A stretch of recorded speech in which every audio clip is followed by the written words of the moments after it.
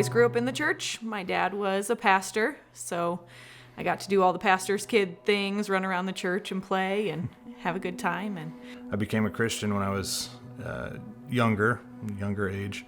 But, you know, it was always more of an obligation, just never really fell into a deep relationship with Christ and never felt like church was cool or fun. so we started dating early 2006 and then got engaged and married in July of 2007. Mm-hmm. Getting married, I just wanted to be a wife and a mom kind of right away. But we waited a couple years, and then we were blessed with Gabby. Mm-hmm. And then when she turned a year, we started talking about having another kid. And then we were blessed with Josiah in 2014. That's when I sold my Harley for the minivan. Yeah.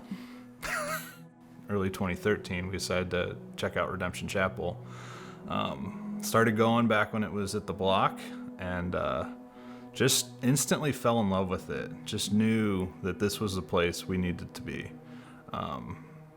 Just appreciated the authentic, honest preaching that we were hearing, and just the number of opportunities to get involved and connect with people just was really, really attractive to us. It pulled us in. So we had Josiah in 2014. So we went home and everything seemed great and normal, but I just didn't feel like I was healing well. I was not feeling good day after day after day. Mm-hmm. And it turned out that I had an infection that caused me to go septic, and it was the worst pain of my life. And I spent 10 days in the hospital. Mm-hmm. So Josh was taking care of a 2-year-old and a 10-day-old while I was fighting for life. Yeah, she almost died. I mean, it was close. And thank God it didn't happen, but it was scary. It was very difficult. I know that. We had help, people watching the kids, but she was at a hospital that wasn't close by. And I would get the 2 kids up in the morning, get Gabby fed and get them off to a babysitter. At least Gabby went off to the babysitter. One of our family members would watch her, and then I'd drive up to the hospital and be with Brianna for, a good part of the day. After I felt like I was healed from that horrible situation, we decided to try for a 3rd kid. Mm-hmm. And we tried for a while. And then I went to a doctor, and she just looked at me and she said, "You were really sick. Like, you were really sick. It's not gonna happen." And I remember sitting there like, well, no, that's not true. Like, of course it's gonna happen. It's fine. And so she said, "You're gonna need IVF or at least help. Like, you have to go see a specialist." But that just kind of spiraled me into some depression and anger. I was really mad at the Lord for having me walk through sepsis and then now infertility. Like, I thought you wanted me to use this story for your glory, and I was doing that. Now this? Like, come on. We had a lot of prayer from our community group. Our community group was so supportive. Mm-hmm. Yes. They prayed with us. Yeah, I've been part of a Bible study for a long time, and those guys, prayed for us too, and it helps when you can have a place to share your struggles and to have sympathy, to have support and prayer. It just makes your walk so much easier. In September of 2019, we had a surprise. We were pregnant. Mm-hmm. The doctor had told us less than 1% chance that we would get pregnant naturally. And he was wrong, I think. So we got pregnant, and we were just overjoyed after years of anger and depression.